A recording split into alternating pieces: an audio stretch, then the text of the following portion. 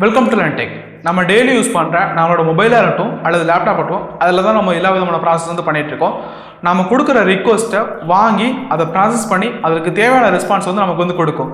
இது எல்லாத்தையும் பண்ணுறது வந்து பார்த்தீங்கன்னா ஆப்ரேட்டிங் சிஸ்டம் என்ன சொல்லப்படுற ஓஎஸ் தான்.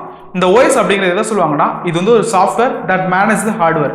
அதாவது நம்ம கம்ப்யூட்டர் வந்து கனெக்ட் பண்ணியிருக்க மவுஸ், ஹார்ட் டிஸ்க், அது மட்டும் இல்லாமல் கீபோர்ட், இது எல்லாத்தையும் மேனேஜ் பண்ணுறதாகட்டும், இது வந்து நம்மளோட கம்ப்யூட்டருக்கும் நமக்கும் நடுவில் வந்து பார்த்தீங்கன்னா ஒரு இன்டர்ஃபேஸ் மாதிரி இருக்கும். அந்த இன்டர்ஃபேஸ் மூலமா நாம் வந்து மற்ற ப்ராசஸ் எல்லாமே வந்து பண்ணிட முடியும்.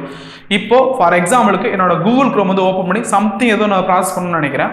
நம்ம எந்த ஒரு அப்ளிகேஷன் வந்து ஓப்பன் பண்ணாலும் அது நம்மளோட கம்ப்யூட்டரோட மெயின் மெமரிலேருந்து லோட் பண்ணியிருந்தால் மட்டும்தான் நம்மளால வந்து ப்ராசஸ் வந்து பண்ணிட முடியும் ப்ராசஸரோட உதவியின் மூலியமா. ஸோ அன்டில் நான் அந்த அப்ளிகேஷன் வந்து ஓப்பன் பண்ணாத வரைக்கும் அது வந்து பார்த்தீங்கன்னா செகண்டரி ஸ்டோரேஜ் தான் இருக்கும். நான் ஒன்ஸ் வந்து அந்த கூகுள் க்ரோம் வந்து ஓப்பன் பண்ணுறப்போ இந்த ஆப்ரேட்டிங் சிஸ்டம் வந்து ஒரு சிஸ்டம் காலை வந்து கிரியேட் பண்ணும். அந்த சிஸ்டம் கால் வந்து என்ன பண்ணணும்னா செகண்டரி ஸ்டோரேஜ் அந்த டேட்டாவை எடுத்து இப்போ பிரைமரி ஸ்டோரேஜ் சொல்லப்படுற ரேம்ல வந்து அதை லோட் பண்ணிடும்.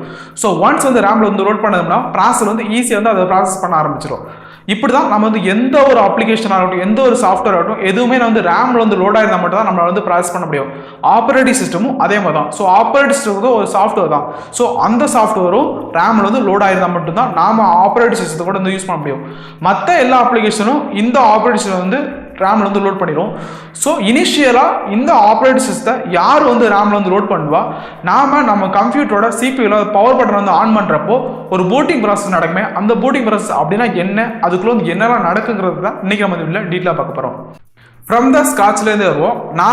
நம்ம சிஸ்டத்தோட பவர் பட்டன் வந்து ஆன் பண்ணுறப்போ ஃபர்ஸ்ட் சிஸ்டத்தோட மதர் போர்டுக்கு வந்து பவர் சப்ளை வந்து கிடைக்கும். அங்கேருந்து ரோமுக்கு முதல்ல வந்து கண்ட்ரோல் வரும். ரோமுங்கிறது பார்த்தீங்கன்னா ஒரு ரீட் ஒன்லி மெமரி. இதுவும் ஒரு விதமான மெமரி தான், பட் இது அப்படியே ஆப்போசிட் டு ரேம். ரோமில் வந்து பார்த்தீங்கன்னா பவர் சப்ளை இருந்தாலும் சரி இல்லைனாலும் சரி அதில் இருக்க டேட்டா வந்து எரேஸ் வந்து ஆகாது. இதுவே ரேம் எடுத்துட்டிங்கன்னா அதில் பவர் சப்ளை இருந்தால் மட்டும் தான் மெமரிஸில் இருக்க டேட்டா வந்து இருக்கும். பவர் சப்ளை இல்லைனா மெமரிஸில் இருக்க டேட்டா வந்து அப்படியே எரேஸ் ஆயிரும். இந்த ரோமில் கம்ப்யூட்டர் மேனுஃபேக்சரிங் கம்பெனி என்ன பண்ணுவாங்கன்னா ப்ரீ டிஃபைன்டாகவே சம் செட் ஆஃப் ப்ரோக்ராம்ஸை எழுதி வச்சிருப்பாங்க லோ லெவல் லாங்குவேஜ் யூஸ் பண்ணி. அந்த செட் ஆஃப் ப்ரோக்ராம்ஸை நம்ம வந்து ஃபர்ம்வேர் அப்படின்னு சொல்லுவாங்க ஜென்ரலாக. இதுவே கம்ப்யூட்டர் சிஸ்டத்தை பொறுத்த வரைக்கும் அது வந்து பயோஸ் அப்படின்னு சொல்லுவாங்க. பயோஸ்ங்கிறது பேசிக் இன்புட் அவுட்புட் சிஸ்டம். இந்த பயோஸ் வந்து இனிஷியல் வந்து என்ன பண்ணணும்னா நம்ம கம்ப்யூட்டரோட என்னென்ன ஹார்ட்வேர்லாம் கனெக்ட் ஆகுங்கிறத ஃபர்ஸ்ட் வந்து கண்டுபிடிக்கும். அதுக்கு ஒரு ஆப்ரேஷன் வந்து பெர்ஃபார்ம் பண்ணும். அதுதான் போஸ்ட் ஆப்ரேஷன் அப்படின்னு சொல்லுவாங்க. போஸ்ட் ஆப்ரேஷன்ங்கிறது பவர் ஆன் செல்ஃப் டெஸ்ட். இந்த பவர் ஆன் செல்ஃப் டெஸ்ட்டில் எல்லா விதமான ஹார்ட்வேருக்கும் ஒரு சிக்னல் வந்து அனுப்பி டிடெக்ட் பண்ணும் எதெல்லாம் கம்ப்யூட்டரோட கனெக்ட் ஆகிருக்குங்கிறத. நம்ம சிபியோட பவர் வந்து ஆன் பண்ணுறப்போ நம்மளோட கீபோர்டில் இருக்க லைட் வந்து பார்த்தீங்கன்னா ஒரு செகண்ட் வந்து ஃப்ளாஷ் ஆகிட்டு அப்படியே ஆஃப் ஆன மாதிரி இருக்கும். இதுக்கு என்ன அர்த்தம்னா பயோஸ்லேருந்து சம்திங் ஒரு சிக்னல் வந்து கீபோர்டுக்கு வந்து அகைன் வந்து பயோஸ்க்கு வந்து ரிட்டர்ன் ஆயிருக்கும். இதை தான் நம்ம வந்து போஸ்ட் ப்ராசஸ் அப்படின்னு சொல்லுவாங்க. ஒன்ஸ் வந்து போஸ்ட் ப்ராசஸ் முடிஞ்சதுக்கப்புறம் பயோஸ்க்கு வந்து தெரிஞ்சிடும் என்னென்ன ஹார்ட்வேர்லாம் கம்ப்யூட்டரோட connect ஆயிருக்குங்கிறத.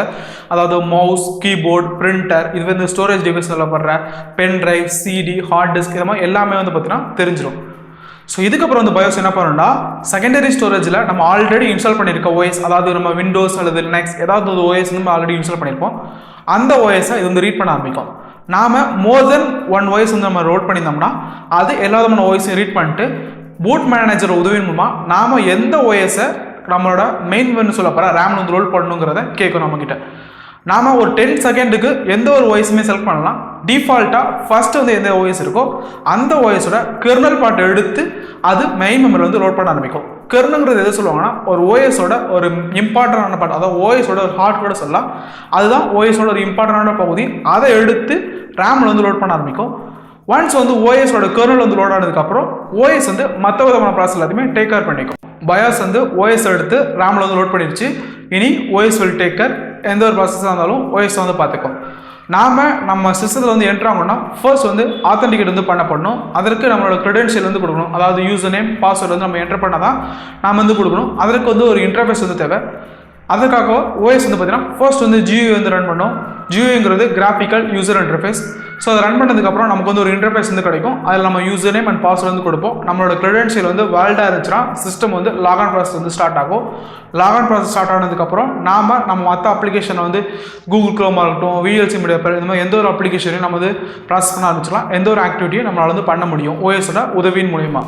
Okay, when comes to summary, ஜென்ரலாக ஒரு பூட்டிங் அல்லது பூட் ஷாப் அப்படின்னா என்ன கேட்டிங்கன்னா நமக்கு தேவையான இன்புட்டை எந்த ஒரு எக்ஸ்டர்னல் டிவைஸ்லேருந்து எடுக்காமல் ஆல்ரெடி ப்ரீடிஃபைண்டாக சம் இன்ஸ்ட்ரக்ஷன் வந்து எழுதி வச்சிருப்பாங்க, அதை எடுத்து அதன் மூலிமா நம்மளோட இனிஷியல் ப்ரோக்ராம் வந்து லோட் பண்ணுறதா நம்ம வந்து பூட்டிங் அப்படி சொல்லுவாங்க. ஜென்ரல் கம்ப்யூட்டரில் இது வந்து பூட்டிங் அப்படி சொல்லுவாங்க. மெயின் ஃப்ரேம் கம்ப்யூட்டரில் வந்து ஐபிஎல் அப்படி சொல்லுவாங்க. ஐபிஎல்ங்கிறது இனிஷியல் ப்ரோக்ராம் லோட் அப்படின்னு சொல்லுவாங்க. நேம் தான் டிஃப்ரெண்ட்டே தவிர மற்ற எல்லாமே பார்த்தீங்கன்னா ப்ராசஸ் வந்து சேமாக தான் இருக்கும். ஓஎஸ் எடுத்து நான் வந்து மெயின் லோட் பண்ணுறது தான் ஐபிஎல் அப்படின்னு கூட சொல்லுவாங்க. ஸோ இதில் வந்து பார்த்தீங்கன்னா அந்த ப்ரீடிஃபைண்டாக எழுதிருக்க அந்த செட் ஆஃப் இன்ஸ்ட்ரக்ஷன்ஸ் தான் நம்ம வந்து ஃபர்ம்வேர் அப்படின்னு சொல்லுவாங்க. ஒரு ஹார்ட்வேர் வந்து செயல்படுறதுக்கு இந்த ஃபர்ம்வேரோட உதவி மூலமாக தான் வந்து செயல்பட முடியும். ஃபர்ம்வேரோட ஒரு ஹார்ட்வேரோட தனிச்சு வந்து செயல்பட முடியாது. ஸோ ஜென்ரலாக பார்த்தீங்கன்னா ஒரு பூட்டிங்கிறது இதை தான் வந்து குறிக்கும். மீண்டும் உங்களை லேண்ட் டெக்கின் மூலம் சந்திக்கிறேன். நன்றி.